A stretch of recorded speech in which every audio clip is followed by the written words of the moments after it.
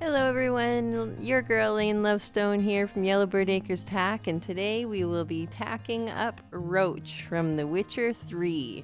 Now if you've never played this game before, I'll give you kind of a rundown of what it's all about. It was set in the medieval times. It's an open world game where you are a witcher, which is a actually it's a mutant that goes around and protects people from all sorts of mythical creatures, and that includes dragons, griffins, almost any mythological creature you can think of, excluding unicorns, since we know they don't hurt anyone.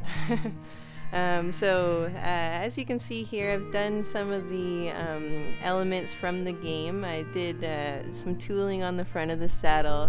This is the Witcher symbol. The main Witcher, Geralt, he's the White Wolf.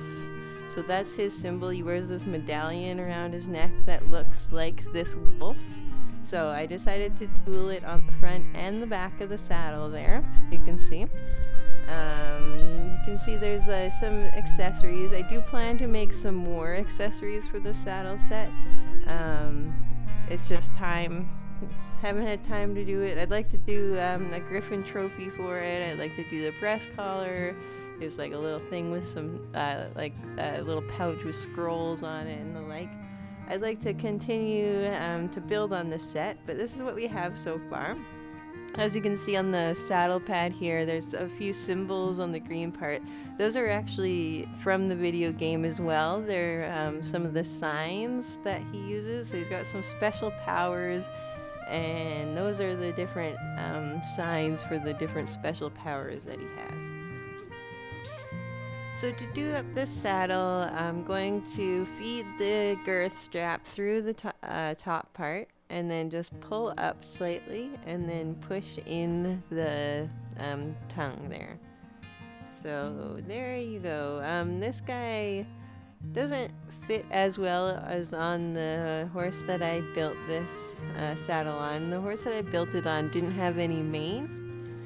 So as anyone who builds tack knows, manes are the bane of any tack maker's existence, especially plastic ones. They get in the way and they make a mess. But this one did seem to work out. So we'll move on to the mask here. So I did this horse armor mask. This mask was based on real life. It was some masks I saw, leather masks I saw on Pinterest actually. So I decided to make this leather mask to match. The game itself, the masks look metal. They're not super realistic, like the bridles as well. So I did try to make more of a realistic bridle and mask for this set, and I think it turned out pretty cool. I got these little stones on the front of it, which were pretty awesome. And yeah, this mask itself has the bridle built right into the mask, so it's one complete set, and it all goes together. And I actually really like it. I want to build some more of these armor masks. I loved building this thing. It was really cool. It was a lot of fun. It was really cool experimenting.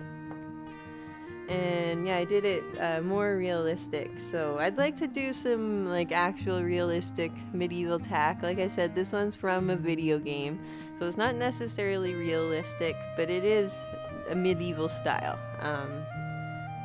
It did win first place in the costume class that the live show I took it to, which was really exciting. I was super excited. There was some really amazing costumes in the class, and I was just floored that I won first place in it. But yeah, it was awesome. I guess it was just probably good timing, good judge. And yeah, so this bridle itself, it has two attachment points. It does up on the throat latch here, as well as under the chin, like a nose band. So 2 attachment points there. And it's pretty simple to take on and off.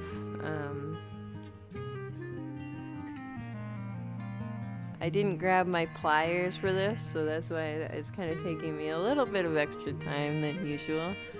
Sometimes to thread these little straps through the keepers is a bit difficult when you haven't tacked up the horse in a while. Leather expands and contracts quite a lot. When it becomes wet, it'll expand and it becomes soft. When it dries, it's really hard and brittle. So that's something to keep in mind when you're tacking up a model. And sometimes you do need to stretch the leather out a little bit just to get it through. I often use an awl to do this, and then I'll also use my pliers to help thread the strap through. As I said, I forgot my pliers here, so we're making do. So it's not necessary, obviously, but it does make your life a lot easier when you do have those extra tools. Quite often I'll use the awl to stretch out the keeper itself so that it just becomes a little bit bigger. Then I can thread the strap through, and then over time the leather will contract again, so you're not gonna always have a big out of scale keeper or anything like that. And it does help in live shows, and especially like if you're doing a live show and like a rein isn't sitting properly or something like that, always bring water with you. I can't stress this enough. If you dampen your reins just a little bit, you're gonna be able to mold them where you want them to be. You're gonna be able to let them lay flat. You can add more weight to them, however you want to mold them and however you want them to stay. If you just dampen the leather a little bit, hold the reins where you want it to go until they dry, they'll stay there. And it's gonna make your performance entry look so much better. And yeah, it's just such an awesome tip. I wish I had someone to teach me that when I was first getting into model horse tack, because I had to learn that myself, and it's like such a lifesaver. So here again, like as you can see, without these extra tools like my awl and my pliers, it's a little bit more difficult to get the strap through the keeper. Now I have a little bit of tacky wax left on this guy's mouth, so I'm just gonna stick that bit in there.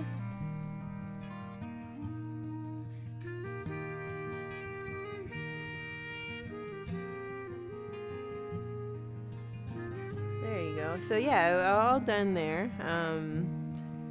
This set was really a lot of fun to build. Like I said, I'm gonna make some more accessories. I'll probably do some more Witcher 3 sets, and I would like to also tack some more realistic medieval stuff. So thanks so much for joining me, you guys. Here's our finished product here. Like I said, this guy won first place in a really competitive costume clash. I was super impressed. I can't wait to show him again, and I can't wait to get these other accessories finished for him, because super awesome, really fun entry. And yeah, there's a little close-up of the mask. You can see close-up of the saddle here.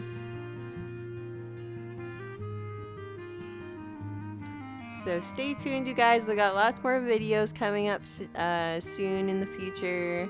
So like, share, and subscribe to our channel so you don't miss a thing.